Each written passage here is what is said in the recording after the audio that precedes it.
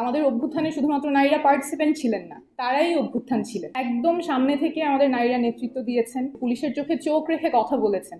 সেই যে স্লোগান, কে এসেছে কে এসেছে, পুলিশ এসেছে পুলিশ এসেছে, কিন্তু যখন অধিকারের প্রশ্ন এসেছে তখন কিন্তু নারীরা সেই জায়গায় তাদের অধিকার নিশ্চিত করতে পারেননি। আমাদের অভ্যুত্থানের দিনগুলোতে যদি আমরা একটু যাই, একটু চোখ বুজে কল্পনা করি সেই দিনগুলোর কথা, এই যে বিশাল জনসমুদ্র ছিল, সেই বিশাল জনসমুদ্রে যদি শুধুমাত্র পুরুষ থাকতো, যেদিকে তাকাই ডানে বামে শুধু পুরুষ আর পুরুষ, কোথাও কোনো নারী নাই, তাহলে সেই আন্দোলনের রূপটা কেমন হতো, সেই আন্দোলনের চিত্রটা কেমন হতো?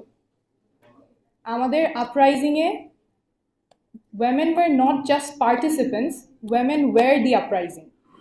আমাদের অভ্যুত্থানে শুধুমাত্র নারীরা পার্টিসিপেন্ট ছিলেন না, তারাই অভ্যুত্থান ছিলেন।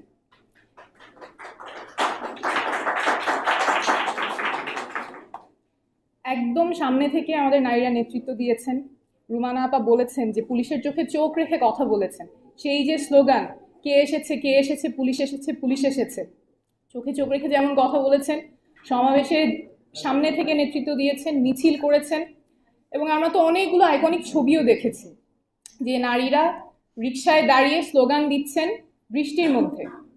That was an iconic picture. দেশে বিদেশে আমরা অনেক প্রচার করেছি। তো এই দুর্দান্ত চিত্রগুলো আমরা আমাদের রাজনীতিতে, নতুন রাজনৈতিক দলে, নতুন রাজনৈতিক বন্দোবস্তে কিভাবে আমরা সাস্টেইন করব, কিভাবে আমরা এটা আরো এনহ্যান্স করব, সেটাই আমাদের আগামীর চ্যালেঞ্জ। এটা শুনে অনেকে বলতে পারেন যে এটা অনেক দূরের স্বপ্ন, এখনই না, সামনে একটা সময় আসবে, women must wait for their turn. ইতিহাসে এটা অনেকবার হয়েছে।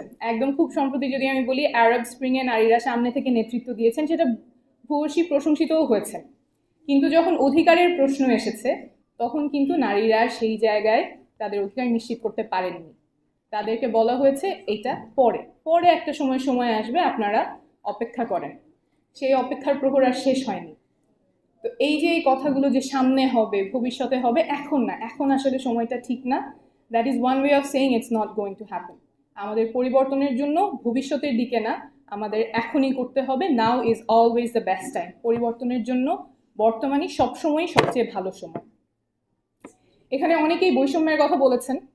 বৈষম্য নিয়ে আমি খুব বেশি দূরে যাব না, আমি জাস্ট একটা স্ট্যাটিস্টিক দিব স্কেলটা বোঝানোর জন্য।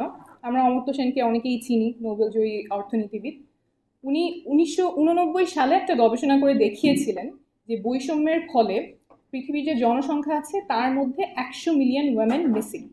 অর্থাৎ 10 কোটি নারীর থাকার কথা ছিল, বৈষম্যের ফলে আমাদের জনসংখ্যায় এই 10 কোটি ওয়েমেন নাই। That is the scale of বৈষম্য উই ফেস। এবং এই থেকে উত্তরণের অনেকগুলো কথা অনেকের কাছ থেকে এসেছে। আমাদের এটা অ্যাকনলেজ করেই শুরু করতে হবে যে বৈষম্য আছে, এবং রাজনীতিতে আমরা যদি women ভয়েস ইনকর্পোরেট করতে চাই, এনহ্যান্স করতে চাই, সাস্টেইন করতে চাই, we must acknowledge the place we start from. এই ক্ষেত্রে আমার মনে হয় দুইটা জিনিস আমাদের অবশ্যই মাথায় রাখতে হবে। একটা হচ্ছে, আমাদের নারীদের কথা আমরা যখন বলছি, পরিবেশটা কি তাদের জন্য নিরাপদ? আমরা যদি রাজনীতির কথা বলি এবং সেখানে সে থ্রেটেন্ড হয়, হ্যারাসড হয়, বুলিড হয়, এটার অনেকগুলো উদাহরণ অনেকেই বলেছেন। এখানে উমামা বলেছে, দুতি আপা বলেছেন, তো অনেকেই বলেছেন। এই আমরা যদি তাদেরকে সেখান থেকে প্রোটেকশন এর মেকানিজম যদি আমাদের না থাকে সিস্টেমে, তখন তো আমরা তাকে এম্পাওয়ার করছি না, তার রিয়েল ইনফ্লুয়েন্সের জায়গাটা তৈরি হচ্ছে না, শুধুমাত্র একটা ক্ষেত্রে ঠেলে দেওয়া হচ্ছে। আর সেকেন্ড এই বিষয়টা খুব মাথায় রাখতে হবে যে আমরা যাতে চিন্তা না করি টেবিলে একজন নারী আছে তার মানে ওইটাই হয়ে গেল। টোকেনিজম না করে কিভাবে আমাদের নারীরা becomes real influence for change, real agents for change, সেই জায়গাটাতে আমাদের অবশ্যই কাজ করতে হবে। আমরা সমৃদ্ধির কথা চিন্তা করি, প্রোগ্রেসের কথা চিন্তা করি। প্রোগ্রেস আসলে কি?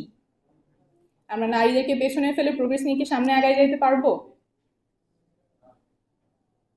আমরা যদি নারীদেরকে সাইডলাইন করি, প্রোগ্রেসটাই সাইডলাইন হয়ে যাবে। ধন্যবাদ।